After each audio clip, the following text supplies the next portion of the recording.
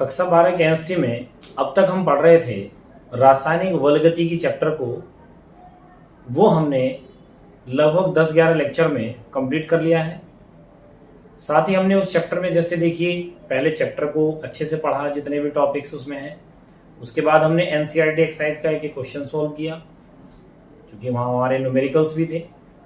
उसके बाद मैंने आपको 10-10 क्वेश्चन के 2 वीडियो माने 20 क्वेश्चन बहुविकल्पीय प्रश्न भी कराए।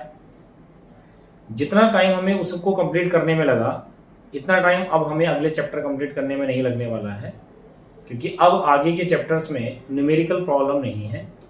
अब हमने थियोरेटिकल टॉपिक्स पढ़ने हैं और बहुत अच्छे तरीके से। तो केमिस्ट्री 12th में हम एक नया चैप्टर आज स्टार्ट कर रहे हैं, जिसका नाम है डी एवं एफ ब्लॉक के तत्व। देखिए मैं आपको बताऊं, इस चैप्टर को पढ़ने से पहले जैसा कि आप जानते ही हैं कि डी एवं एफ ब्लॉक के तत्व आवर्त सारणी से रिलेटेड चैप्टर है। इससे पहले एक हमारा चैप्टर पी ब्लॉक के तत्व भी होता था, लेकिन सीबीएसई और आईएससी दोनों ही बोर्ड ने और यूपी स्टेट जो भी ऐसे बोर्ड हैं, उन्होंने कोरोना के बाद से सिलेबस रिमूव किया है। तो हमारा जो पी ब्लॉक चैप्टर होता था उसको रिमूव कर दिया गया है। एक तत्वों और धातु का निष्कर्षण होता था, उसको भी रिमूव कर दिया गया है। लेकिन मैं आपका जो बोर्ड से निर्धारित पाठ्यक्रम है उसके अकॉर्डिंग चल रहा हूँ। तो वो सिलेबस कंप्लीट कराने के बाद मैं आपको जो चैप्टर रिमूव हो गए हैं उनको भी लेक्चर आपको अपने इस चैनल पर उपलब्ध करा दूंगा। तो अभी तो हम अपने बोर्ड द्वारा निर्धारित सिलेबस के अकॉर्डिंग ही चैप्टर्स कंप्लीट कर रहे हैं। तो इसलिए आज से हम डी एवं एफ ब्लॉक के तत्व चैप्टर स्टार्ट करने जा रहे हैं। तो आप इस चैनल पर जुड़े रहिए। आपको यहाँ पर सारा कंटेंट जो पाठ्य सामग्री है बहुत ही आसान लैंग्वेज में मैं समझाने का प्रयास कर रहा हूँ, बहुत डिटेल में समझाने का प्रयास कर रहा हूँ। जो हमारे बहुविकल्पीय हैं, कुछ बच्चे फ़ोन कर बोल रहे थे कि सर बीसी बहुविकल्पीय क्वेश्चन आपने बताए हैं, थोड़ा और ज़्यादा बता दीजिए। तो इसके लिए देखिए मैंने एक ये बनाया हुआ है कि पहले मैं आपका सिलेबस कंप्लीट करा देता हूँ, कुछ कम बहुविकल्पीय प्रश्न करा दूंगा, लेकिन उसके बाद लगभग हम 3 से 4 महीने बाद बहुविकल्पीय प्रश्नों की चैप्टर वाइज लगभग 100 बहुविकल्पीय प्रश्नों के वीडियो अपलोड करने का प्रयास करेंगे, जिससे आपको कॉम्पिटिटिव एग्जाम और बोर्ड एग्जाम में मदद मिल सके। देखिए D block F block chapter start कराने से पहले मैं आपको इस चैप्टर के बारे में ये बताना चाहता हूँ कि ये आवर्त सारणी से रिलेटेड चैप्टर है। तो आप यहाँ पर तो सीधे डी एवं एफ ब्लॉक तत्व पढ़ने वाले हैं, लेकिन ये चैप्टर आवर्त सारणी आपको आना जरूरी है। मैंने बोर्ड पर आवर्त सारणी आपके लिए बनाई हुई भी है, आप देख रहे होंगे, मैं भी इसको समझाऊंगा अभी। लेकिन आप डी एवं एफ ब्लॉक तत्व का जब ये लेक्चर देखेंगे तो इसको देखने के बाद कक्षा 11 माने चैनल पर जो कक्षा 11 केमिस्ट्री की प्लेलिस्ट है, वहां पर आप तत्वों के आवर्त वर्गीकरण, क्योंकि देखिए जब आप 11th क्लास में थे तो 11th क्लास में आवर्त सारणी कैसे बनी, माने तत्वों का आवर्त वर्गीकरण कैसे हुआ, क्योंकि एक दिन में तो आवर्त सारणी बन नहीं गई थी। सबसे पहले तत्व और इतने ज़्यादा ज्ञात भी नहीं थे। तो जब तत्व धीरे धीरे अधिक संख्या में ज्ञात होने लगे थे, तो आपको ध्यान रहे होंगे वो वैज्ञानिक जिन्होंने सार्थक प्रयास तत्वों को बांटने के लिए किया। तत्व बांटे ही क्यों गए, जैसे कुछ एग्जाम्पल मतलब कुछ वैज्ञानिकों के ने अपने एग्जाम्पल के माध्यम से वर्गीकरण को समझाने की कोशिश की। उनमें डॉबरेनियर का त्रिक नियम है, न्यूलैंड का अष्टक नियम है, मेंडलीफ का मूल आवर्त नियम है, फिर मेंडलीफ का आधुनिक आवर्त नियम है जो मोजले देते हैं। उसके बाद सबसे पहली बार जो आवर्त सारणी बनाई गई वो मेंडलीफ के द्वारा बनाई गई और परमाणु भार के बढ़ते क्रम पर बनाई गई। उसके बाद मोजले जो उनके स्टूडेंट थे उन्होंने आवर्त सारणी बनाई, वो परमाणु क्रमांक के बढ़ते क्रम में बनाई। फिर उनकी उसी सारणी को आधुनिक वैज्ञानिकों ने एक बड़े रूप में उसको व्यवस्थित किया, और उस बड़े रूप को ही हम बोलते हैं दीर्घाकार आवर्त सारणी, जिसे हम इंग्लिश में लॉन्ग फॉर्म ऑफ प्रेडिक्टेबल कहते हैं, जो कि यहाँ पर आपको बोर्ड पर दिख रही है। तो देखिए आप जब ये लेक्चर देख रहे होंगे तो इस लेक्चर के बाद आप कक्षा 11 की प्लेलिस्ट में जाकर तत्वों के आवर्त वर्गीकरण, अर्थात जो चैप्टर नंबर 3 होता है कक्षा 11 में केमिस्ट्री में, तत्वों का आवर्त वर्गीकरण एवं गुणों में आवर्तिता, उस यूनिट को जरूर देखें। फिर आपको ये समझ में और अच्छे से आएगा वैसे मैं इस लेक्चर में भी पूरी कोशिश करूंगा कि आपको डीएम एड ब्लॉक, मतलब जो हमारे ये लेक्चर या इस चैप्टर से रिलेटेड नेक्स्ट लेक्चर आएंगे उनमें मैं आपको डीएम एड ब्लॉक तक बहुत अच्छे से समझा पाऊँ। देखिए, ये जो चैप्टर है ये बोर्ड एग्जाम की दृष्टि से लगभग यहाँ से 5 अंक का 5 नंबर का आपसे पूछा जाता है और कंपटीशन एग्जाम के लिए बहुत ही ज़्यादा इंपॉर्टेंट चैप्टर है। थियोरेटिकल चैप्टर है तो ज़्यादा समय भी नहीं लगेगा इसे कंप्लीट होने में। अब मैंने आपके लिए बोर्ड पर थ्योरी लिखना भी स्टार्ट कर दिया है कि जो भी मैं आपको समझाता हूँ बोर्ड पर थ्योरी भी लिख देता हूँ उसकी, जिससे कि आप अपनी कॉपी पर प्रॉपर नोट्स भी बनाते रहें। तो आपके पास जब लिखित मटेरियल भी रहेगा तो आप उसको याद भी कर सकते हैं, समझ सकते हैं और कहीं कोई प्रॉब्लम आती है तो फिर से वीडियो को देख सकते हैं। इसके बावजूद भी अगर आपको लगता है कि कोई आपके डाउट या क्वेश्चन है तो आप कमेंट के माध्यम से मेरे पास तक उन क्वेश्चन को पहुंचा सकते हैं, जिससे मैं आपको उनके सॉल्यूशन उपलब्ध करा सकता हूं। तो चलिए स्टार्ट करते हैं डीएमएम ब्लॉक के तत्व चैप्टर को। यहाँ देखिए मैंने आवर्त सारणी बनाई हुई है। तो ये जो आवर्त सारणी है ये दीर्घाकार आवर्त सारणी है, ये बड़े रूप वाली आवर्त सारणी है। तो पहले तो मैं आपको सामान्य परिचय इस आवर्त सारणी का ही बता देता हूँ। आप देखेंगे यहाँ पर मैंने इस पूरी आवर्त सारणी के लिए जो नोट किया हुआ है ये थोड़े से डार्क कलर में कुछ तत्व लिखे हुए हैं। अच्छा देखिए, इसको बताने से पहले एक और बात बताता हूँ कि पूरा जो केमिस्ट्री है, जितना मैं समझ पाया हूँ या जो मुझे मेरे टीचर्स ने सिखाया समझाया है इस केमिस्ट्री के बारे में, तो ये है कि पूरा जो ये रसायन विज्ञान है, पूरी जो ये केमिस्ट्री है, इन सारे तत्वों की वजह से ही तो है। और ये जो तत्व हैं लगभग 118 तत्व अब तक खोजे जा चुके हैं। इन 118 तत्वों को आवर्त सारणी के रूप में सही तरीके से व्यवस्थित किया हुआ है। तो आप देखेंगे कि इस आवर्त सारणी से ही पूरा रसायन विज्ञान बना हुआ है। तो कई बार बच्चों को यही क्लियर नहीं रहता है तत्व क्या होते हैं भाई, और क्या रसायन विज्ञान में हम पढ़ रहे हैं, क्यों पढ़ रहे हैं। तो आप समझिए ये जो बोर्ड पर आज मैंने लिख दिया है यही पूरी केमिस्ट्री है। इनमें कुछ तत्व ये सब क्यों लिखे होते, आवर्त सारणी में कौन लिखे होते हैं, तत्व लिखे होते हैं। कुछ तत्व भौतिक अवस्थाओं के आधार पर अगर देखें तो ठोस होते हैं, कुछ द्रव होते हैं, कुछ गैस होते हैं। और अगर मान लीजिए हम धातु अधातु उपधातु के हिसाब से देखें तो इन्हीं तत्वों में से कुछ तत्व धातुएं होते हैं, कुछ अधातुएं होते हैं अर्थात गैस जिनको हम कह रहे हैं, और कुछ क्या होते हैं, उपधातुएं होते हैं। मैं फिर से कह रहा हूं, कक्षा 11 में आवर्त वर्गीकरण जब मैं पढ़ा रहा हूं तो वहां पर मैंने सब बताया है कौन ठोस द्रव गैस हैं, कौन धातु अधातु उपधातु हैं।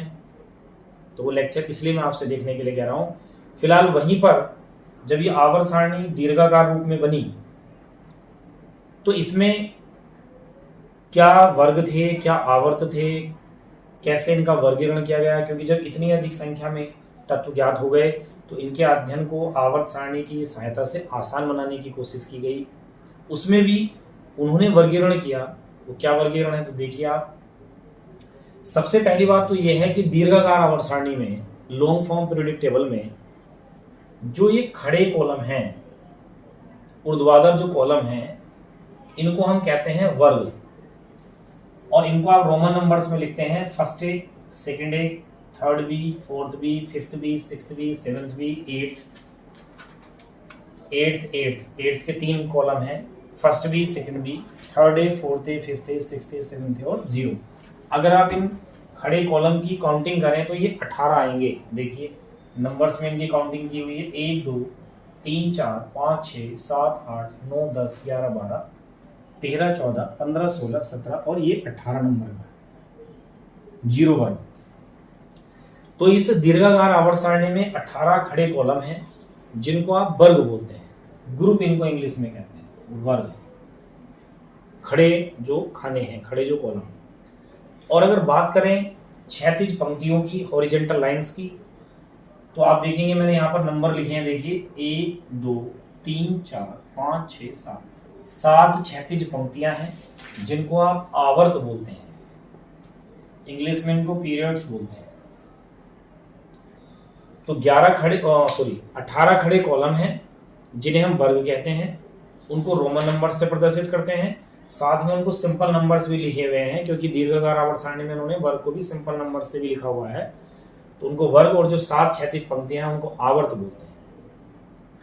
इसके बाद ये जो मुख्य आवर्त सारणी है, दीर्घाकार आवर्त सारणी, इसके बिल्कुल बाहर नीचे की तरफ 2 श्रेणियां भी लिखी हुई हैं 14-14 तत्वों की। एक को हम लेंथेनाइड श्रेणी और एक को हम एक्टेनाइड श्रेणी बोलते हैं। तो ये मैंने एक सामान्य इसका ढांचा से आपको संरचना बताई है तत्वों की आवर्त सारणी की। जब ये खुद अपने आप में इतनी बड़ी आवर्त सारणी है तो इसके अध्ययन को आसान बनाने के लिए वैज्ञानिकों ने इसे ब्लॉक के अंतर्गत भी बांटा है। जैसे आपको पता है कि आप कक्षा 11 में इलेक्ट्रॉनिक विन्यास सीखते हैं, एसपीडीएफ वाला, तो 4 उपकोष होते हैं। उनके आधार पर, क्योंकि ये जो आवर्त सारणी है इलेक्ट्रॉनिक विन्यास से आधारित है, परमाणु क्रमांक के बढ़ते क्रम पर है और साथ ही इलेक्ट्रॉनिक विन्यास करने से रिलेटेड है, इलेक्ट्रॉनिक कॉन्फ़िगरेशन से। इस आवर्त सारणी में वो जो 4 उपकोष होते हैं एसपीडीएफ, तो उनके नाम से ही 4 ब्लॉक में बांटा हुआ है। तो आप देख भी रहे होंगे, देखिए ये एस ब्लॉक है। तो एस उपकोष में अधिकतम कितने इलेक्ट्रॉन संभव है? 2। या तो S1 की संभव है, S1 कंडीशन संभव है, या S2, या तो S उपकोष में 1 इलेक्ट्रॉन आएगा या S उपकोष में 2 इलेक्ट्रॉन आएंगे। इसलिए S उपकोष में जब अधिकतम 2 इलेक्ट्रॉन संभव है तो S उपकोष में 2 वर्ग आते हैं, 2 खड़े खाने आते हैं, जो कि ये लिखे हैं फर्स्ट ए, सेकेंड ए। और इस ब्लॉक को हम कहते हैं S ब्लॉक, अर्थात S ब्लॉक में केवल 2 वर्ग हैं, फर्स्ट ए, सेकेंड ए। ये हमारा कक्षा 11 में चैप्टर होता है, तो ये हमने वहां पढ़ लिया होता है। मैंने फिर कहा कि सीबीएसई, आईसीएसई या स्टेट बोर्ड ने अपना सिलेबस रिमूव किया तो ये एस ब्लॉक शायद वहां से रिमूव हुआ, लेकिन मैं जो रिमूव सिलेबस है उसके भी वीडियो इस चैनल पर अपलोड कर दूंगा। इसलिए मैं बार बार बच्चों से कहता हूं कि आप इस चैनल से कनेक्ट रहिए। आप जैसा जो जहां पढ़ रहा है वो पढ़ते रहिए, लेकिन इस चैनल पर आप एक बार किसी भी यूनिट को ठीक से देखें, समझें, नोट्स बनाएं, और अगर आपको फ़ायदा लगता है तो आप प्रॉपर इस चैनल पर रनिंग करिए, क्योंकि बोर्ड एग्ज़ाम के साथ साथ कंपटीशन एग्ज़ाम में भी आपको बहुत मदद मिलने वाली है। और कमेंट के माध्यम से डाउट ज़रूर अपने मालूम करते रहिए, जिससे मुझे भी एक आइडिया रहे कि आपको कितना और कंटेंट इसमें उपलब्ध कराना है। तो देखिए, पूरी आवर्त सारणी में जो एस ब्लॉक है वो केवल 2 वर्ग हैं, फर्स्ट ए और सेकेंड ए, क्योंकि एस उपकोष में अधिकतम 2 इलेक्ट्रॉन संभव। या डेफिनेशन वाइज अगर हम कहें तो ये है वे तत्व जिनका इलेक्ट्रॉनिक विन्यास करने पर अंतिम इलेक्ट्रॉन एस उपकोष में आए। माने जब हम इलेक्ट्रॉनिक विन्यास करें किसी तत्व का, तो जब लास्ट इलेक्ट्रॉन एस उपकोष में आता है उनको हम बोलते हैं एस ब्लॉक के तत्व। जैसे एग्जाम्पल के तौर पर आप देखें तो चलिए मैं एल को ही देख लेता हूं। तो एल का परमाणु क्रमांक 3 होता है, 1s2, 2s1। तो आप देखेंगे जो अंतिम इलेक्ट्रॉन है वो एस उपकोष में आ रहा है, और एस की में भी पहले में मतलब एस में भी एक ही इलेक्ट्रॉन आ रहा है। तो आपको कक्षा 11 में ही बताया जाता है किसी तत्व का आप आवर्त सारणी में स्थान कैसे निश्चित करते हैं, माने क्या उसका वर्ग है और क्या उसका आवर्त है। तो उस समय कहा जाता है कि किसी तत्व का अगर आप इलेक्ट्रॉनिक विन्यास करें तो जो उसकी सबसे बाहर की कक्षा होती है, माने जैसे 2 है, तो वो उसका आवर्त होता है। तो देखिए दूसरे आवर्त में, और उस कक्षा में जितने इलेक्ट्रॉन होते हैं वो उसका वर्ग होता है। तो इसमें कितने इलेक्ट्रॉन है भाई? 1, तो वर्ग हुआ फर्स्ट। अब ए आएगा या बी इसके पीछे, तो ये कहा जाता है कि अगर अंतिम इलेक्ट्रॉन एस या पी उपकोष में आए तो उसके पीछे ए लिखते हैं, और अंतिम इलेक्ट्रॉन अगर डी उपकोष में आए तो बी लिखते हैं। तो आप देखिए फर्स्ट ए में है ये और दूसरे आवर्त में, तो देखिए लिथियम वही है। तो फिलहाल हम तो ये बात पढ़ रहे हैं कि अगर किसी तत्व का इलेक्ट्रॉनिक विन्यास करें और अंतिम इलेक्ट्रॉन एस उपकोष में आए तो उन्हें हम एस ब्लॉक के तत्व कहते हैं। तो आप इसका कर लें, इसका कर लें, इसका कर लें, इनमें किसी का भी कर लें, इन सबके अंतिम इलेक्ट्रॉन इलेक्ट्रॉनिक विन्यास में एस उपकोष में ही आएगा। इनका कर लें, इनका भी एस उपकोष में आएगा। जैसे आप Mg का कर लीजिए, मान लीजिए Mg का 12 होता है, तो 1s2, 2s2, 2p6 और 3s2। तो आप देखेंगे कि जो अंतिम इलेक्ट्रॉन आ रहा है तो एस उपकोष में ही आ रहा है और 2 इलेक्ट्रॉन आ रहे हैं। तभी तो देखिए तीसरे तो आवर्त में होना चाहिए और सेकंड ए वर्ग में होना चाहिए, तो तीसरे आवर्त में और सेकंड ए वर्ग में। तो इसलिए इन तत्वों के इलेक्ट्रॉनिक विन्यास करने पर जो अंतिम इलेक्ट्रॉन आ रहा है वो किस में आ रहा है? S उपकोष में, इसलिए S ब्लॉक के तत्व हैं और S ब्लॉक में अधिकतम जो इलेक्ट्रॉनों की स्थिति संभव है वो या तो S1 संभव है या S2 संभव है। माने या तो S में 1 इलेक्ट्रॉन होगा या S में 2 इलेक्ट्रॉन होंगे। इसलिए S ब्लॉक में 2 वर्ग आते हैं जिनके नाम है फर्स्ट ए और सेकंड। देखिए इसके बाद बात करते हैं आवर्त सारणी के एक दूसरे ब्लॉक की जिसका नाम है P ब्लॉक के तत्व। ये है P ब्लॉक। तो देखिए इसकी परिभाषा भी क्या हो जाएगी, वे तत्व जिनका इलेक्ट्रॉनिक विन्यास करने पर अंतिम इलेक्ट्रॉन P कोष में आए उन्हें हम P ब्लॉक के तत्व कहते हैं। P कोष में जो अधिकतम इलेक्ट्रॉन संभव है वो कितना संभव है, 6। तो इसलिए इस ब्लॉक में कितने वर्ग हो सकते हैं, कितने ऊर्ध्वाधर कॉलम अर्थात खड़े खाने हो सकते हैं, 6, जो कि है भी। देखिए यहाँ से स्टार्ट होते हैं, 3rd A, 4th A, 5th A, 6th A, 7th A और 0, 1 2 3 4 5 6, 0 वर्ग भी इसमें आता है। तो ये जो 6 खड़े खाने हैं ये P ब्लॉक के हैं, मैंने इनके ऊपर लिखा है। अगर हम वर्ग के रोमन अंकों के हिसाब से देखें तो 3rd A, 4th A, 5th A, 6th A, 7th A 0, और अगर काउंटिंग के हिसाब से देखें तो 13 14 15 16 17 18, ये 6 खड़े खाने 6 वर्ग इस P ब्लॉक में आते हैं। अर्थात ये P1 आता होगा, इसमें लास्ट इलेक्ट्रॉन, इसमें P2, इसमें P3, इसमें P4, इसमें P5 और इस वाले में P6 हो जाता होगा। तो इसलिए P ब्लॉक में आप किसी भी इन तत्वों का इलेक्ट्रॉनिक विन्यास करके देख लें, जब आप देखेंगे तो लास्ट इलेक्ट्रॉन P कोष में ही आएगा। तो इनको हम P ब्लॉक के तत्व कहते हैं। तो इस आवर्त सारणी के 2 ब्लॉक, S ब्लॉक में 2 खड़े खाने माने 2 वर्ग, P ब्लॉक में 6 वर्ग आते हैं। अगर आप देखेंगे तो S ब्लॉक में ये सारी धातुएं हैं, ये लगभग हाइड्रोजन को छोड़ दें, हाइड्रोजन तो चलिए गैस है, ये लगभग सारी धातुएं हैं। यहाँ इस वाले ब्लॉक में धातु भी हैं, अधातु भी हैं। देखिए ये सब गैसें हैं, ऑक्सीजन है, फ्लोरीन है, क्लोरीन है, नाइट्रोजन है, और ये सब ब्रोमीन, आयोडीन, एस्टिटीन, ये रेडियो एक्टिव तत्व है। तो देखिए ये मैंने कक्षा 11 के लेक्चर्स में जो आवर्त वर्गीकरण वाला है वहाँ सब डिटेल में बताया हुआ है। तो ये सब चीज़ें मैं यहाँ नहीं बताना चाह रहा हूँ क्योंकि हम डी एवं एफ ब्लॉक के तत्व ही पढ़ने वाले हैं मेनली। लेकिन फिर भी जब आवर्त सारणी आती है तो मन अंदर से ही होता है कि आपको सारी डिटेल इसी लेक्चर में उपलब्ध कराऊँ, लेकिन फिर ये लेक्चर बड़ा हो जाएगा और हमारा जो चैप्टर है डी एवं एफ ब्लॉक के तत्व वो हमने मेनली पढ़ना है। तो मैं थोड़ा सा सामान्य परिचय ही आपको बताने की कोशिश कर रहा हूँ यहाँ पर। देखिए एस ब्लॉक और पी ब्लॉक पढ़ने के बाद अब हम चलते हैं डी ब्लॉक की तरफ, जो कि हमारा चैप्टर भी है और हमने डिटेल में इस डी और एफ ब्लॉक को ही पढ़ना है क्योंकि एस ब्लॉक हमने 11th में पढ़ा होता है। पी ब्लॉक की स्टार्टिंग के जो 2 वर्ग होते हैं वो हमने 11th में पढ़े होते हैं और 4 जो है वो 12th में है, लेकिन अब हमारे सिलेबस में चूंकि नहीं है। लेकिन मैं आपसे फिर कह रहा हूँ कि मैंने पहले कहा कि मैं जैसे ही ये सिलेबस हमारा कंप्लीट होगा तो मैं पी ब्लॉक भी वहाँ पर आपको जो बचे हुए 4 वर्ग हैं उसके लिए भी वीडियो अपलोड कर दूँ। देखिए बात करते हैं डी ब्लॉक तत्व की। तो जैसे परिभाषा एस और पी की है वैसे देखिए डी ब्लॉक की है। वे तत्व जिनका इलेक्ट्रॉनिक विन्यास करने पर अंतिम इलेक्ट्रॉन डी कोष में आता है उन्हें हम डी ब्लॉक के तत्व कहते हैं। जैसे देखिए डी कोष में जो अधिकतम इलेक्ट्रॉन संभव है वो 10 संभव है। तो इस ब्लॉक के अंतर्गत 10 खड़े खाने अर्थात 10 वर्ग आते हैं, 10 ग्रुप आते हैं। तो देखिए कौन से हैं, 3rd B, 4th B, 5th B, 6th B, 7th B, 8th, 1st B, 2nd B. तो ये 10 खड़े खाने हैं, 1 2 3 4 5 6 7 8 9 10। तो क्यों है, क्योंकि डी कोष में अधिकतम इलेक्ट्रॉन कितने संभव है, 10। तो इसलिए इस ब्लॉक के अंतर्गत कितने वर्ग आते हैं, 10, जिनके मैंने आपको बता दिए 3rd बी से लेकर 2nd बी तक हैं। अगर हम काउंटिंग के हिसाब से देखें तो ग्रुप नंबर 3 से वर्ग नंबर 3 से वर्ग नंबर 12 तक के जो 10 खड़े खाने हैं वो डी ब्लॉक हैं। ये आवर्त सारणी में सबसे बड़ा ब्लॉक है क्योंकि एस ब्लॉक में कितने थे, 2, पी ब्लॉक जो था उधर उसमें कितने थे, 6। और ये जो इस ब्लॉक की जो स्थिति है वो आवर्त सारणी में एस ब्लॉक और पी ब्लॉक के बीच में है। और देखने में ये आता है कि जब हम इसके गुणों की बात करें तो देखिए एस ब्लॉक बहुत अधिक धनी तत्व हैं, इलेक्ट्रोपॉजिटिव करैक्टर जो है उनका विद्युत धनी लक्षण जो है वो बहुत ज़्यादा है। जबकि अगर हम बात पी ब्लॉक के तत्वों की करें तो उनके अंदर धनी लक्षण कम है अर्थात इलेक्ट्रोपॉजिटिव करैक्टर कम है, इलेक्ट्रोनेगेटिव करैक्टर ज़्यादा है।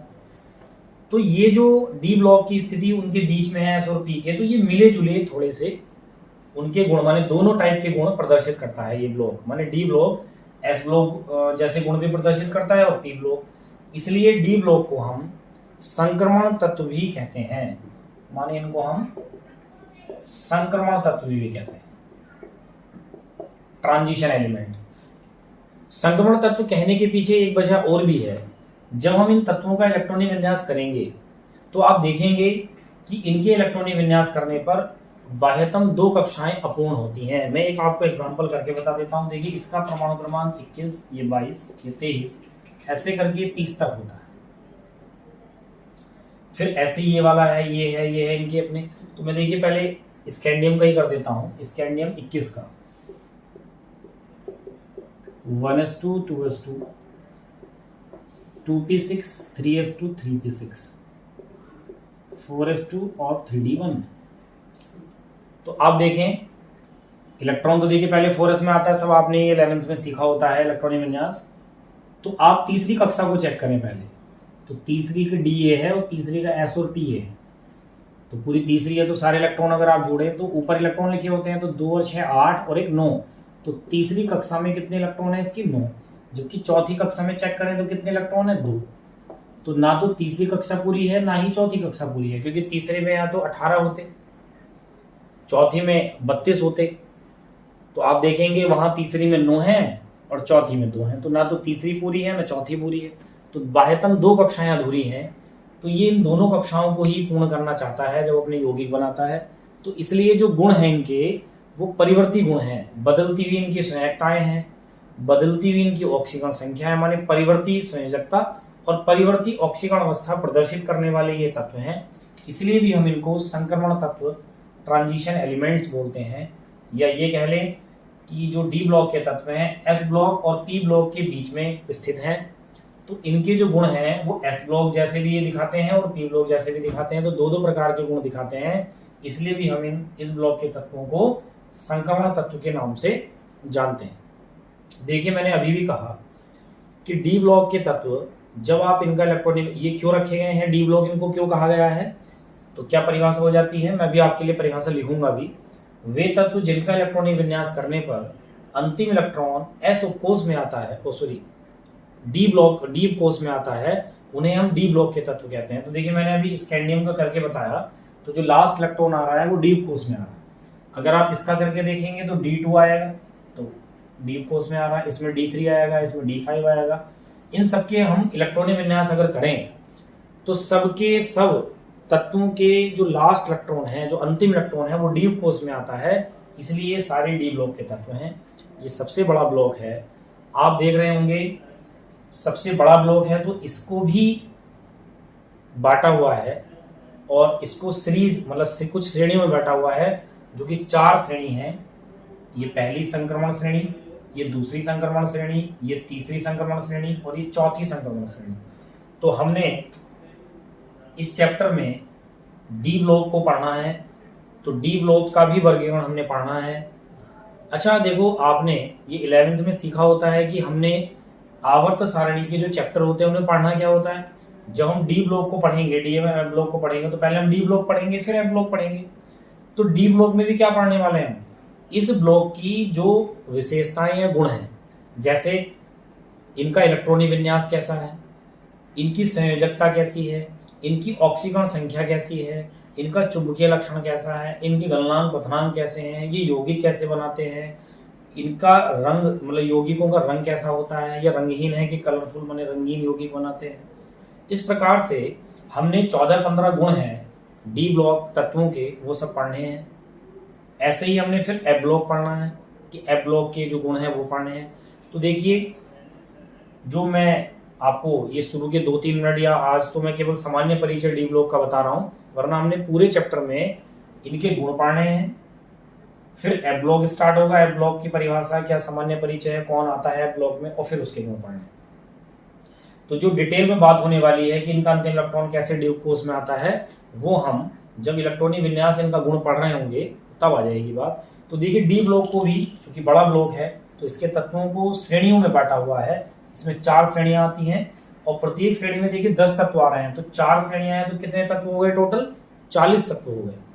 और 40 तत्वों का डी ब्लॉक है, तो सबसे ज्यादा तत्व इसी ब्लॉक के अंतर्गत हैं और लगभग सारे तत्व धातुएं हैं, सब मेटल हैं।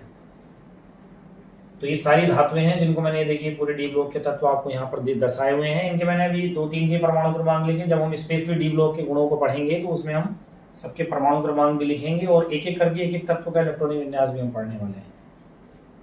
इन तत्वों के अगर हम सामान्य इलेक्ट्रॉनिक विन्यास की बात करें, वैसे तो वो इलेक्ट्रॉनिक विन्यास टॉपिक में आ जाएगा, फिर भी मैं बता देता हूँ। देखिए जो डी में इलेक्ट्रॉन आएगा वो कक्षा एस वाले से कम होगी, माने n-1, डी में आएंगे 1 to 10, जबकि एस उपकोष में ns2 हो चुका होगा, माने ns2 एस उपकोष में 2 आ चुके होंगे, उससे एक कम कक्षा डी की होती है ना, तो n-1। जैसे आप देख रहे होंगे चौथी का एस चल रहा है तो डी तीसरा है, तो इसलिए इनका जो सामान्य, इन तत्वों का जो सामान्य इलेक्ट्रॉनिक विन्यास होता है वो होता है n-1 डी 1 to 10, माने डी में 1 से लेकर 10 तक संभव होंगे, d1 d2 d3 d4 ऐसे d5 और फिर ns2। तो देखिए डी ब्लॉक की मैंने आपको सामान्य परिचय बताया। वे तत्व जिनका इलेक्ट्रॉनिक विन्यास करने पर अंतिम इलेक्ट्रॉन डी कोष में आए उन्हें हम डी ब्लॉक के तत्व कहते हैं। ये ब्लॉक एस ब्लॉक और पी ब्लॉक के बीच में स्थित है। इस ब्लॉक में सबसे अधिक तत्व हैं, इसलिए इनकी अध्ययन को आसान बनाने के लिए इनको भी 4 श्रेणियों में बांटा गया है। इसको प्रथम संक्रमण श्रेणी, इसको द्वितीय संक्रमण श्रेणी, इसको तृतीय संक्रमण श्रेणी और इसको चतुर्थ संक्रमण श्रेणी बोलते हैं।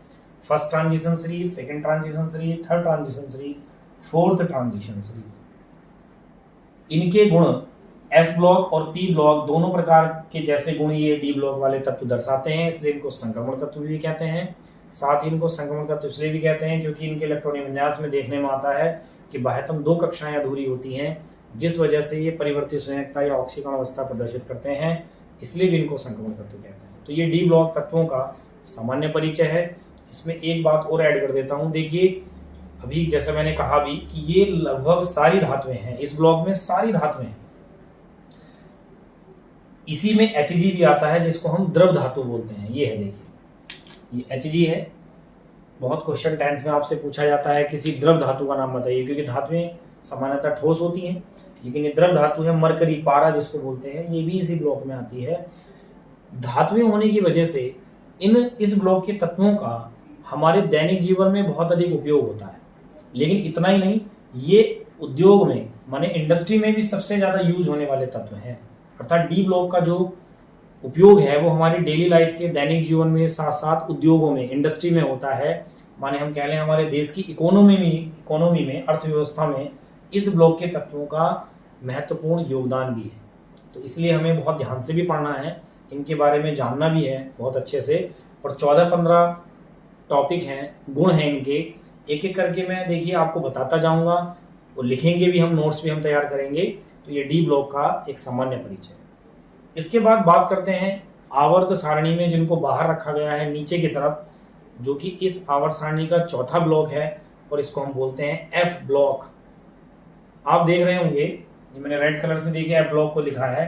तो एफ ब्लॉक में ना तो कोई वर्ग है ना कोई आवर्त है, क्योंकि इनको आवर्त सारणी से नीचे रखा है। लेकिन परिभाषा इनकी भी वही है, वे तत्व जिनका इलेक्ट्रॉनिक विन्यास करने पर अंतिम इलेक्ट्रॉन एफ उपकोष में आए उनको हम बोलते हैं एफ ब्लॉक के तत्व। अर्थात अगर आप इनमें से किसी भी तत्व का इलेक्ट्रॉनिक विन्यास करेंगे तो लास्ट इलेक्ट्रॉन किस में आएगा? एफ उपकोष में। और हमने करके देखना भी है जब हम एफ ब्लॉक पढ़ेंगे, जैसे डी एवं एफ ब्लॉक तत्व हमारा चैप्टर है, तो जब मैं डी ब्लॉक आपको कंप्लीट कराऊंगा उसके बाद एफ ब्लॉक हम पढ़ेंगे, इसके भी गुण पढ़ेंगे, तो उनमें गुण इलेक्ट्रॉनिक विन्यास आएगा, तब हम करके भी देखेंगे। तो अगर आप इनमें से किसी भी तत्व का इलेक्ट्रॉनिक विन्यास करेंगे तो आपको अंतिम इलेक्ट्रॉन एफ उपकोष में मिलेगा, इसलिए हम इनको एफ ब्लॉक तत्वों के नाम से जानते हैं।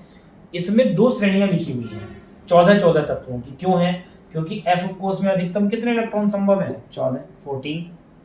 तो इसलिए किसी तत्व में आया होगा F1, F2, F3, F4, F5, ऐसे लास्ट में F14 तक संभव हुआ होगा, इसलिए 14 तत्व हैं। 1 2 3 4 5 6 7 8 9 10 11 12 13 14, ऐसे नीचे भी 14 तत्व हैं। इन तत्वों का तो अंतिम इलेक्ट्रॉन आता है 4f में, और इन नीचे वाले तत्वों का आता है 5k में। भाई f में तो इलेक्ट्रॉन आना ही है f उपकोष में, लेकिन चौथे के f में आएगा तो ये पहली वाली सीरीज, इसको हम 4f सीरीज भी बोलते हैं। अगर 5वीं कक्षा के एफ कोर्स में इलेक्ट्रॉन आएगा तो उनको हम 5f सीरीज के तत्व बोलते हैं। दोनों में 14 तत्व क्यों हैं? क्योंकि एफ कोर्स में है ही अंतिम इलेक्ट्रॉन आ रहा है और एफ कोर्स में अधिकतम 14 इलेक्ट्रॉन संभव है। इस पहले वाली श्रेणी को 4f श्रेणी या लेंथेनाइट श्रेणी भी कहते हैं। देखिए लिखा है लेंथेनाइट श्रेणी। क्यों कहते हैं इसको लेंथेनाइट? तो अब आ जाइए फिर से डी ब्लॉक में। तो मैंने देखिए इस लेंथेनम, इसका नाम है तत्व का लेंथेनम। मैं देखिए जब आपको डी ब्लॉक एफ ब्लॉक के तत्व पढ़ा रहा हूँ तो मैं एक एक तत्व का नाम भी आपको बताऊंगा।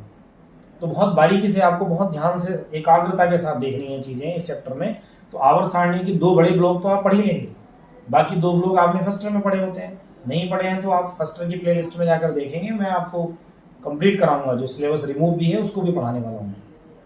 तो आप देखेंगे कि इनके मैं नाम भी आपको बताऊंगा। तो इसका नाम होता है La का लेंथेनम। इसके ऊपर मैंने स्टार लगाया हुआ था। इसे स्टार लगाने का मतलब ये है, देखिए इसका जो परमाणु क्रमांक होता है वो होता है 57 और जो हमारा HF है इसका होता है 72। तो जबकि आपको पता है कि परमाणु क्रमांक बढ़ते क्रम में होते हैं, लेकिन आप देखें La 57 से लेकर HF 72 के बीच में गैप है कुछ परमाणु क्रमांक का, और वो लगभग 14 तत्वों के परमाणु क्रमांक बीच में से गायब है। तो वो जो गायब है वो ये लिखेंगे। तो देखिए La 57 के बाद यहाँ आ गया सीरियम 58 और हम गए हैं ल्यूटीशियम 71 तक, फिर माने 71 परमाणु क्रमांक ल्यूटीशियम है इसका नाम। इसके बाद फिर से 72 वाला यहाँ से स्टार्ट हो गया, HF हॉफनियम से आगे चले गए। तो ये जो पहली वाली श्रेणी है ब्लॉक की, जो पहली श्रेणी है 14 तत्वों की, वो डी ब्लॉक में उपस्थित लेंथेनम तत्व के बाद से स्टार्ट होती है, इसलिए इसका नाम लेंथेनाइट श्रेणी भी रखा हुआ है। लेंथेनाइट श्रेणी, या इन सारे तत्वों को लेंथेनॉइड्स बोलते हैं। ये लेंथेनॉइड्स हैं, एक नाम इनका लेंथेनॉइड। और वैसे लेंथेनॉइड श्रेणी के तत्व क्यों कहते हैं इनको? क्योंकि ये लेंथेनम के बाद से स्टार्ट होती है 14 तत्वों की श्रेणी, फिर यहाँ से 72 73 ऐसे स्टार्ट हो जाता है। अगर हम बात करें दूसरी श्रेणी की, तो देखिए इसी के ठीक नीचे मैंने एक तत्व के ऊपर स्टार बनाया। इस तत्व का नाम है एक्टिनियम। इसका जो परमाणु क्रमांक होता है वो होता है 89 और इस वाले का होता है 104 रोफनियम। तो देखिए यहाँ पर एक्टिनियम 89 से 104 तक के 14 तत्व के परमाणु क्रमांक बीच में से गायब हैं, क्योंकि उन 14 तत्वों की एक और श्रेणी लेंथेनॉइड के नीचे है, थोरियम से स्टार्ट होती है। ये तत्व थोरियम है जिसका परमाणु क्रमांक 90 है और ये जाती है लोरेंसियम 103 तक। फिर 103 के बाद देखिए 104 यहाँ आ गया है, फिर ये तो 89 के बाद 90 थोरियम से स्टार्ट होकर 103 लोरेंसियम तक जाती है 14 तत्वों की श्रेणी। चूंकि ये एक्टेनियम के बाद से स्टार्ट होती है, इसलिए इन श्रेणी के तत्वों को हम बोलते हैं एक्टिनाइड श्रेणी के तत्व या एक्टिनॉइड्स बोलते हैं। तो ये डी ब्लॉक के लेंथेनम तत्व और एक्टेनियम तत्व के बाद से 14 तत्वों की 2 श्रेणियां हैं। जो लेंथेनम के बाद से स्टार्ट होती है उसको लेंथेनाइड श्रेणी या लेंथेनॉइड्स तत्व कहते हैं, और जो एक्टेनियम के बाद से स्टार्ट होती है 14 तत्वों की एक दूसरी श्रेणी जो इसके नीचे है उसको हम एक्टेनियम श्रेणी या एक्टिनॉइड्स कहते हैं। इलेक्ट्रॉनिक विन्यास के हिसाब से इनका अंतिम इलेक्ट्रॉन एफ पोज में तो आता है, लेकिन चौथे के एफ में आता है, इसलिए इनको हम 4f श्रेणी, और इनका 5वें के एफ में आता है, इसलिए इनको हम 5f श्रेणी के नाम से भी जानते हैं। इन दोनों ही श्रेणियों के तत्वों का सामान्य बाह्य इलेक्ट्रॉनिक विन्यास देखिए यहाँ पर लिखा हुआ है कि 4f9 माने 4f में 1 2 3 14 तक होंगे, 5d में 0 से 1 हो सकता है, माने d में कोई भी ना हो या 1 हो, और 6s2 सेम यहाँ पर है। देखिए 4 की जगह 5 हो गया बस 5fn, और ये यहाँ पर 6 हो जाएगा, 6d में 0 to 2 माने d में या तो 0 होगा या 1 या 2 हो सकते हैं, और 7s2। बाकी देखिए जब हम डिटेल में एफ ब्लॉक को पढ़ेंगे अभी इसी चैप्टर में, तो वहाँ एक हेडिंग इलेक्ट्रॉनिक विन्यास आएगा। मैं ये सामान्य इलेक्ट्रॉनिक विन्यास सारे तत्वों का लगभग करके आपको सामान्य इलेक्ट्रॉनिक विन्यास भी समझा दूंगा, क्योंकि कई बार एग्जाम में 1 नंबर में आपसे किसी भी ब्लॉक के तत्वों का सामान्य बाह्य इलेक्ट्रॉनिक विन्यास पूछा जा सकता है, तो ये इंपॉर्टेंट बातें होती हैं। तो अभी मैंने आपको डी एवं एफ ब्लॉक तत्व का सामान्य परिचय बताया। इसके बाद मैं आपको ये बताता हूँ कि इस चैप्टर में पढ़ना आपको क्या है, सिलेबस क्या है। तो देखिए चूंकि चैप्टर का नाम है डी एवं एफ ब्लॉक के तत्व, तो डी एवं एफ ब्लॉक के तत्व में पहले हम पढ़ने वाले हैं इसके आधे हिस्से को, माने डी ब्लॉक तत्व को, और फिर पढ़ेंगे हम एफ ब्लॉक तत्व को। जब हमें डी ब्लॉक तत्व समझ में आएगा तो एफ ब्लॉक की लगभग 60 से 70% बातें आपको समझ में आ ही जाएंगी, क्योंकि डी ब्लॉक तत्व में हम पढ़ने ये वाले हैं कि इन तत्वों का क्या इलेक्ट्रॉनिक विन्यास होता है, क्या संयोजकता होती है, क्या ऑक्सीकरण अवस्था होती है, इनके गलनांक क्वथनांक कैसे होते हैं, इनकी परमाणुीय ऊर्जा कैसी होती है, ये किस प्रकार के रंगीन या रंगहीन यौगिक बनाते हैं, चुंबकीय लक्षण कैसा है। इस प्रकार से 14-15 गुण हैं, ये क्या उत्प्रेरकों की तरह यूज हो सकते हैं इस टाइप के। तो उन 14-15 गुणों के आधार पर हम डी ब्लॉक तत्वों के बारे में जानकारी लेंगे, डी ब्लॉक तत्वों के बारे में जानेंगे, और चैप्टर में इस टाइप के क्वेश्चन आ जाते हैं कि डी ब्लॉक तत्वों की स्थिति की विवेचना कीजिए, और वो कुछ हेडिंग लिख देता है उनके आधार पर, या सीधे सीधे टिप्पणी लिखने के लिए आ जाती है कि चुंबकीय लक्षण पर टिप्पणी लिखिए डी ब्लॉक तत्वों को लेकर। लगभग सारे हेडिंग वही एफ ब्लॉक तत्वों में हमने पढ़े हैं। इसमें महत्वपूर्ण एक हेडिंग नीचे लैंथेनाइड आकुंचन और एक्टिनाइड आकुंचन आएगा, जो बहुत पूछा जाता है बोर्ड एग्जाम में। तो देखिए चैप्टर को हम स्टार्ट करते हैं, अर्थात पहले हम डी एवं एफ ब्लॉक तत्व के चैप्टर में डी ब्लॉक को पढ़ते हैं। तो डी ब्लॉक को जब हम पढ़ रहे हैं तो डी ब्लॉक के उन हेडिंग्स को पढ़ना है मेन बात, क्योंकि सिलेबस आपको पता होना चाहिए। तो देखिए सामान्य परिचय, इस पूरी आवर्त सारणी में 4 block, S block, P block, D block, F block हैं। तो मैंने पूरी कोशिश की है कि आपको आवर्त सारणी का एक सामान्य परिचय हो जाए, उसमें भी डी और एफ ब्लॉक का सामान्य परिचय आपको ठीक से समझ में आ जाए।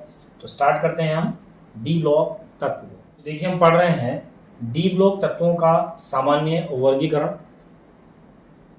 मैंने आपसे पहले ही कहा कि डी ब्लॉक आवर्त सारणी का सबसे बड़ा ब्लॉक है, तो इसलिए इसके गुणों को पढ़ने के लिए हम सबसे पहले इसी का वर्गीकरण पढ़ लेते हैं।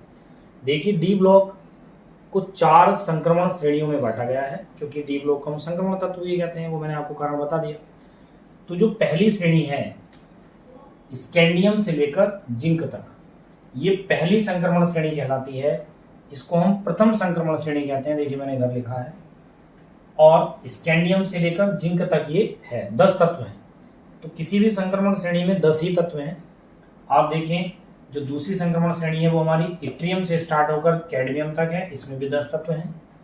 बात करें तीसरी संक्रमण श्रेणी की, तो इसको हम बोलते हैं लैंथेनम से स्टार्ट होकर मरकरी तक है, तृतीय संक्रमण श्रेणी।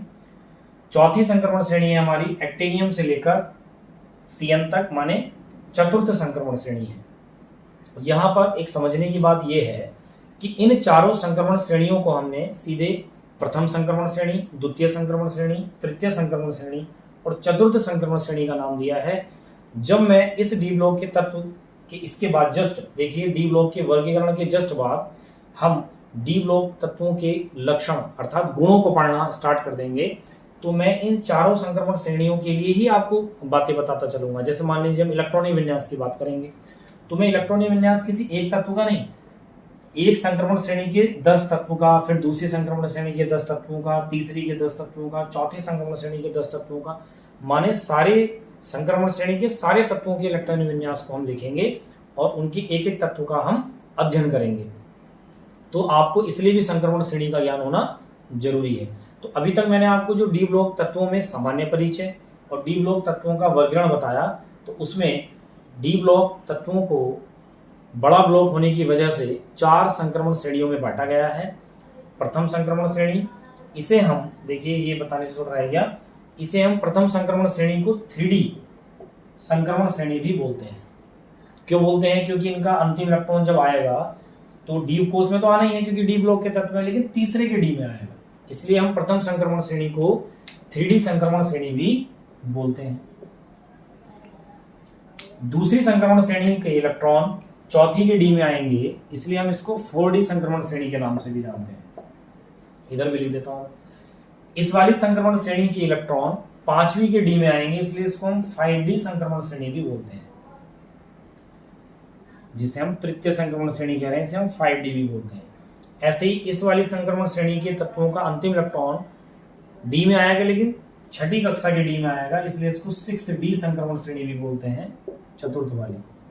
तो डी ब्लॉक 4 श्रेणियों में, अर्थात प्रथम संक्रमण श्रेणी 3D संक्रमण श्रेणी, फिर द्वितीय संक्रमण श्रेणी माने 4D, तृतीय संक्रमण श्रेणी माने 5D, चौथी संक्रमण श्रेणी माने 6D संक्रमण श्रेणियों में बांटा हुआ है। तो अब तक मैंने आपको डी ब्लॉक का सामान्य परिचय और डी ब्लॉक तत्वों का वर्गीकरण बताया है।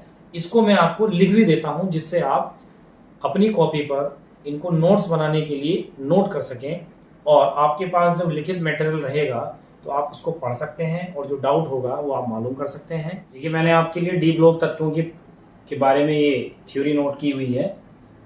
वे तत्व जिनका इलेक्ट्रॉनिक विन्यास करने पर अंतिम इलेक्ट्रॉन डी कोष अर्थात n-1 इंटू डी, क्योंकि जो s की कक्षा होगी उससे एक कम कक्षा d की होती है, इसलिए n-1 डी लिखा है, जो मैंने अभी आपको समझाया भी था, में आता है डी ब्लॉक के तत्व कहलाते हैं। अर्थात इलेक्ट्रॉनिक विन्यास अगर हम किसी तत्व का करें, अंतिम इलेक्ट्रॉन अगर डी कोष में आए तो उन्हें हम डी ब्लॉक के तत्व कहते हैं। इस ब्लॉक के अंतर्गत 10 वर्ग आते हैं, 10 खड़े खाने आते हैं, क्योंकि डी कोष में अधिकतम 10 इलेक्ट्रॉन संभव है। देखिए मैं सब कुछ आपको पहले बता ही चुका हूँ, बस केवल मैंने आपको ये थ्योरी नोट की है, इससे आपके प्रॉपर नोट्स तैयार हों। ये 10 वर्ग कौन कौन से हैं? अगर हम रोमन नंबर्स में वर्ग को लिखें तो 3rd B, 4th B, 5th B, 6th B, 7th B, 8th, 1st B, 2nd B. और अगर हम काउंटिंग के हिसाब से करें, माने इनके जो वर्ग क्रमांक है अगर हम सामान्य अंकों से रिप्रेजेंट करें तो तीसरा, चौथा, 3, 4, 5, 6, 7, 8, 9, 10, 11, 12, माने जो 18 खड़े खाने हैं उनमें से तीसरे खाने से लेकर 12 तक के जो 10 वर्ग हैं वो डी ब्लॉक के अंतर्गत आते हैं। फिर मैंने आपको ये भी कहा था कि इस ब्लॉक के तत्वों का जो उपयोग है वो दैनिक जीवन में ही बहुत ज़्यादा है। और धातुएं हैं, मिस हो गया, लिख लेना आप कि इस ब्लॉक के तत्वों में अधिकांश नहीं सारी लगभग धातुएं हैं और इनका उपयोग दैनिक जीवन के साथ साथ उद्योगों में भी होता है, इंडस्ट्री में भी इनका उपयोग होता है। तो मैंने आपको डी ब्लॉक तत्वों के बारे में लिख दिया है। मैंने इलेक्ट्रॉनिक विन्यास करके भी एक स्कैंडियम का करके दिखाया था कि कैसे अंतिम इलेक्ट्रॉन डी कोष में आ रहा है। वैसे जब हम इनके गुणों को पढ़ेंगे तो मैं इलेक्ट्रॉनिक विन्यास बताऊंगा, तो आप देख भी लेंगे कि कैसे अंतिम इलेक्ट्रॉन डी कोष में आता है, तो आप इसको नोट कर लीजिए।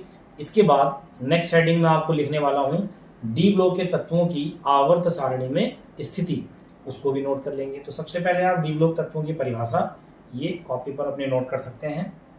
इसके बाद मैंने आपके लिए टॉपिक लिखा है डी ब्लॉक तत्वों की आवर्त सारणी में स्थिति कैसी है। तो आप देखेंगे आवर्त सारणी में डी ब्लॉक एस ब्लॉक और पी ब्लॉक के बीच में है, तो मैंने वही लिख दिया जो आपको समझाया है।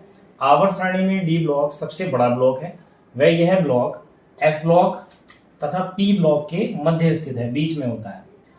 अब एस ब्लॉक के जो तत्व होते हैं वो धन विद्युतीय होते हैं, माने इलेक्ट्रॉन डोनेट त्यागने वाले होते हैं, अर्थात धनात्मक लक्षण उनमें होता है और वो आयनिक यौगिक बनाते हैं, इलेक्ट्रॉन के आदान प्रदान वाले यौगिक। जबकि पी ब्लॉक के तत्व जो उधर है लास्ट में वो विद्युत ऋणी है और वो सहसंयोजी यौगिक बनाते हैं, साझे वाले यौगिक बनाते हैं। तो देखने में क्या आता है कि जो डी ब्लॉक के तत्व है वो एस ब्लॉक के तत्व जैसे और पी ब्लॉक के तत्व जैसे गुण प्रदर्शित करते हैं। माने जो डी ब्लॉक है वो एस ब्लॉक जैसे गुण भी दिखाता है, पी ब्लॉक जैसे गुण भी दिखाता है, इसलिए इन्हें संक्रमण तत्व भी कहते हैं। इन्हें संक्रमण तत्व दूसरे और रीजन की वजह से भी कहते हैं। जब हम इस ब्लॉक के तत्वों का इलेक्ट्रॉनिक विन्यास करें तो बाहर की 2 कक्षाएं अधूरी होती हैं, बाह्यतम 2 कोश अपूर्ण होते हैं, इसलिए ये परिवर्ती गुण प्रदर्शित करते हैं। माने कुछ गुण इनके बदलते रहते हैं, फिक्स नहीं होते, निश्चित नहीं होते, इसलिए भी इनको हम संक्रमण तत्व कहते हैं।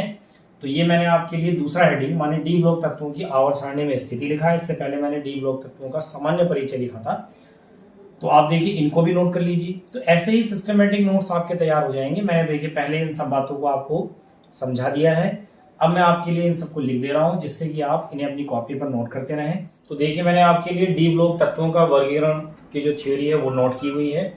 तो हमने इसमें लिखा है डी ब्लॉक तत्वों को n-1 इंटू डी कोष में, माने n-1 इंटू डी क्यों लिखा है, क्योंकि जो एस उपकोष की जो कक्षा होगी अगर वो चौथी है तो डी तीसरा होगा, 5वीं है तो चौथा होगा। माने डी कोष का जो कोष संख्या होती है वो एस उपकोष की कोष संख्या से एक कम होती है, इसलिए n-1 इंटू डी उपकोष में इलेक्ट्रॉन भरने के आधार पर 4 क्षैतिज श्रेणियों में वर्गीकृत किया गया है। मैं आपको बता भी रहा था कि डी ब्लॉक में ऐसे करके 4 माने क्षैतिज हॉरिजॉन्टल, तो 4 क्षैतिज श्रेणियों में उनको बांटा है। किस आधार पर कि डीप कोष की कक्षा में इलेक्ट्रॉन भरने के आधार पर, तो 4 क्षैतिज श्रेणियों में इनको वर्गीकृत किया गया है। इन्हें हम संक्रमण श्रेणी के नाम से जानते हैं और प्रत्येक संक्रमण श्रेणी में 10 तत्व हैं, अर्थात पूरे डी ब्लॉक को 4 क्षैतिज श्रेणियों में डी कोष की कौन सी कक्षा में इलेक्ट्रॉन भरा जा रहा है इस आधार पर 4 श्रेणियों में बांटा गया है और प्रत्येक श्रेणी में 10 तत्व हैं। इनके नाम क्या है? देखिए पहली संक्रमण श्रेणी ने नोट की है, प्रथम संक्रमण श्रेणी के नाम से कहते हैं या इसको 3D श्रेणी बोलते हैं। 3D क्यों बोल रहे हैं वो देखिए क्या लिखा है, डी ब्लॉक के वे तत्व, क्योंकि डी ब्लॉक की श्रेणी है तो डी ब्लॉक के ही तत्व होंगे। डी ब्लॉक के वे तत्व जिनका इलेक्ट्रॉनिक विन्यास करने पर अंतिम इलेक्ट्रॉन 3D कोष में आता है। माने डी में तो आएगा, लेकिन डी के भी तीसरी कक्षा के डी में आएगा, तब हम उन्हें 3D संक्रमण श्रेणी या प्रथम संक्रमण श्रेणी कहते हैं। इस संक्रमण श्रेणी में आवर्त 4 के 10 तत्व आते हैं, अर्थात ये जो संक्रमण श्रेणी पड़ती है ये आवर्त सारणी के चौथे आवर्त में पड़ती है। देखिए इससे पहले मैंने आपको आवर्त सारणी जो बनाई हुई है उसको आप एक बार बैक जाकर देख सकते हैं स्किप करके। तो आवर्त 4 के 10 तत्व इस संक्रमण श्रेणी के अंतर्गत आते हैं। 10 तत्व कौन से हैं? जो स्कैंडियम 21 से लेके 30 जिंक तक हैं। स्कैंडियम 21, 22, 23, 24, 25, 26, 27, 28, 29, 30 ये जिंक तक है, जो कि मैंने आपको उस समय आवर्त सारणी में 10 के 10 तत्व दर्शाए हुए थे। तो इस प्रकार से हम इसे प्रथम संक्रमण श्रेणी या 3D श्रेणी कहते हैं। तो अब आप समझ रहे हैं ना 3D श्रेणी क्यों कह रहे हैं, क्योंकि यहाँ पर लिखा है डी उपकोष की कौन सी कक्षा वाले में इलेक्ट्रॉन भरे जाएगा लास्ट, तो तीसरी कक्षा का डी उपकोष में इलेक्ट्रॉन लास्ट भरा जा रहा है, इसलिए हम 3D बोलते हैं। तो आप इनको नोट कर लीजिए। बाकी जो 3 संक्रमण श्रेणी है उनकी परिभाषा भी मैं अभी आपके लिए लिख देता हूं। इसके बाद मैंने आपके लिए दूसरी संक्रमण श्रेणी को लिखा है द्वितीय संक्रमण श्रेणी या 4D श्रेणी इसको बोलते हैं। तो बस इसमें इतना कर देना है कि डी ब्लॉक के वे तत्व जिनका इलेक्ट्रॉनिक विन्यास करने पर अंतिम इलेक्ट्रॉन 4D उपकोष में आएगा, माने डी में तो आएगा लेकिन डी इस बार चौथी कक्षा का डी होगा, तो 4D उपकोष में आएगा, उन्हें हम 4D संक्रमण श्रेणी या द्वितीय संक्रमण श्रेणी कह देंगे। ये संक्रमण श्रेणी आवर्त 5 के 10 तत्व हैं, अर्थात आवर्त 5 में जो 10 तत्व हैं डी ब्लॉक के वो इस श्रेणी के अंतर्गत आते हैं, और ये हैं 39 परमाणु क्रमांक से 48 परमाणु क्रमांक के 10 तत्व इट्रियम से कैडमियम तक। तो देखिए अगर आपको 3D श्रेणी याद हो जाए तो 4D में बस 3D की जगह 4D कर देना है, प्रथम संक्रमण श्रेणी की जगह द्वितीय कर देना है, 10 तत्व इसमें है, वो आवर्त 4 है या आवर्त 5 है। इस प्रकार से हम अन्य 2 संक्रमण श्रेणी को भी लिख सकते हैं। तो आप वीडियो को पॉज करके इसे अच्छे से नोट कर सकते हैं। देखिए इसके बाद मैंने आपके लिए तृतीय संक्रमण श्रेणी माने जिसे हम 5D श्रेणी कहते हैं उसको लिखा है। तो इसकी परिभाषा भी वही है, डी ब्लॉक के ऐसे तत्व या वे तत्व जिनका इलेक्ट्रॉनिक विन्यास करने पर अंतिम इलेक्ट्रॉन 5D उपकोष में आएगा, माने डी उपकोष में आएगा लेकिन 5वीं कक्षा का डी उपकोष होगा, तब हम उन्हें 5D संक्रमण श्रेणी या तृतीय संक्रमण श्रेणी कहेंगे, तीसरी संक्रमण श्रेणी कहेंगे। इस संक्रमण श्रेणी में आवर्त 6 के 10 तत्व आएंगे। तो पहली में आवर्त 4 के 10 तत्व हैं, फिर दूसरी वाली में आवर्त 5 के, और इस तीसरी संक्रमण श्रेणी में आवर्त 6 के 10 तत्व हैं, जो कहाँ से हैं 57 लेंथेनम से लेके 80 Hg तक। तो देखिए परमाणु क्रमांक के हिसाब से तो ज्यादा तत्व आ रहे हैं बीच में, वो इसलिए क्योंकि बीच के 14 तत्व एफ ब्लॉक की पहली श्रेणी में चले गए हैं जिसे हम लेंथेनाइट श्रेणी, इसलिए ज्यादा लग रहे हैं, वरना ये 10 तत्व आएंगे La57 से मरकरी 80 तक के। तो हम इसे 5D श्रेणी कहते हैं। तो आप इसको भी नोट कर ले अपनी कॉपी पर। इसके बाद एक चौथी संक्रमण श्रेणी रह गई है जिसे हम चतुर्थ संक्रमण श्रेणी या 6D श्रेणी कहेंगे। मैं उसकी परिभाषा लिख देता हूं आपके लिए। देखिए मैंने आपके लिए लास्ट संक्रमण श्रेणी जिसे हम चतुर्थ संक्रमण श्रेणी के नाम से जानते हैं उसको लिख दिया है। चतुर्थ संक्रमण श्रेणी जिसे हम 6D श्रेणी भी कहते हैं, तो इसकी परिभाषा है डी ब्लॉक के तत्व जिनका इलेक्ट्रॉनिक विन्यास करने पर अंतिम इलेक्ट्रॉन 6D उपकोष में आता है, अर्थात डी उपकोष में आएगा लेकिन छठी कक्षा के छठे कोष के डी उपकोष में आता है, उन्हें हम 6D संक्रमण श्रेणी या चतुर्थ संक्रमण श्रेणी कहते हैं। और ये संक्रमण श्रेणी आवर्त सारणी के आवर्त नंबर 7 के 10 तत्व होते हैं, जो कि 89 एक्टिनियम से लेकर 112 तक जा रहे हैं, लेकिन बीच में कुछ 14 तत्व एक्टिनाइट श्रेणी में चले जाते हैं, इसलिए 10 तत्व ही इस श्रेणी में आते हैं। तो इन्हें हम चतुर्थ या 6D संक्रमण श्रेणी कहते हैं। आपने एक बात और देखी होगी, देखिए अगर हम 3D संक्रमण श्रेणी की बात कर रहे हैं तो वो चौथी आवर्त की है, मतलब आवर्त से एक कम नंबर संक्रमण श्रेणी का है। जैसे 7वें आवर्त के 10 तत्व हैं तो श्रेणी का नाम है 6D, छठा आवर्त था तो 5D श्रेणी, 3D थी तो वो चौथा आवर्त था, 4D थी तो 5वां आवर्त था। तो इस प्रकार से अगर आपको ये पता है कि 6D श्रेणी है तो इसमें 10 तत्व कौन से आवर्त के आएंगे, 7वें के। अगर ये 5D श्रेणी है तो छठे आवर्त के, माने इस जो श्रेणी का नंबर होगा वो आवर्त नंबर उससे एक ज्यादा होगा, तो आप इसे आसानी से याद कर सकते हैं। तो मैं जो आपसे ये कह रहा हूं कि जो भी संक्रमण श्रेणी का नंबर होता है उससे एक ज्यादा नंबर उसके आवर्त का होता है, अर्थात उस श्रेणी के जो 10 तत्व हैं वो इस नंबर से एक ज्यादा आवर्त के 10 तत्व होते हैं। तो इस प्रकार से मैंने इस लेक्चर में आपको आज डी ब्लॉक तत्वों का सामान्य परिचय, वैसे तो मैंने पूरी आवर्त सारणी का आपको सामान्य परिचय बताया, S block, P block, D block, F block, फिर उसके बाद डी ब्लॉक और एफ ब्लॉक तत्वों का सामान्य परिचय बताया। आपको मैंने डी ब्लॉक का सामान्य परिचय के साथ डी ब्लॉक की आवर्त सारणी में स्थिति क्या है, फिर डी ब्लॉक का वर्गीकरण क्या है वो मैंने आपको थ्योरी भी नोट कर दी है। तो आज के लेक्चर में केवल हमने आज डी एवं एफ ब्लॉक तत्वों में जो प्रस्तावना जैसा कुछ चैप्टर स्टार्ट किया है, और इसके जो दो हाफ है डी ब्लॉक और एफ ब्लॉक, उसमें हमने डी ब्लॉक को स्टार्ट कर दिया है। जब नेक्स्ट लेक्चर आएगा तो उस नेक्स्ट लेक्चर में हम डी ब्लॉक तत्वों की जो गुण हैं, जो 14-15 गुण आपके सिलेबस में दिए हुए हैं, उन गुणों का अध्ययन करेंगे, जिसमें सबसे इंपॉर्टेंट गुण है इलेक्ट्रॉनिक विन्यास। और इलेक्ट्रॉनिक विन्यास से बाकी सारे जो गुण हैं वो संबंध रखते हैं। माने अगर आपको इलेक्ट्रॉनिक विन्यास समझ में आएगा तो अन्य 14 गुण भी आपको आसानी से समझ में आ सकते हैं। तो इसलिए जब तक नेक्स्ट लेक्चर आता है तब तक आप इस लेक्चर को या इससे जो पिछले चैप्टर के जो लेक्चर हैं उनको देखते रहिए। लेकिन एक आवश्यक बात यह है कि देखिए, मैं आपके लिए अब थ्योरी भी नोट कर रहा हूँ, जिससे कि आपके प्रॉपर नोट्स बन सकें। तो आपको अपनी नोटबुक पर ये सब थ्योरी नोट भी करते जाना है, और आप इस चैनल से जुड़े रहिए। अगर आपको कोई डाउट होता है तो आप कमेंट के माध्यम से मेरे पास तक वो क्वेश्चन पहुंचा सकते हैं। तो मिलते हैं नेक्स्ट लेक्चर में डी ब्लॉक के तत्वों के जो गुण हैं उनको पढ़ने के लिए।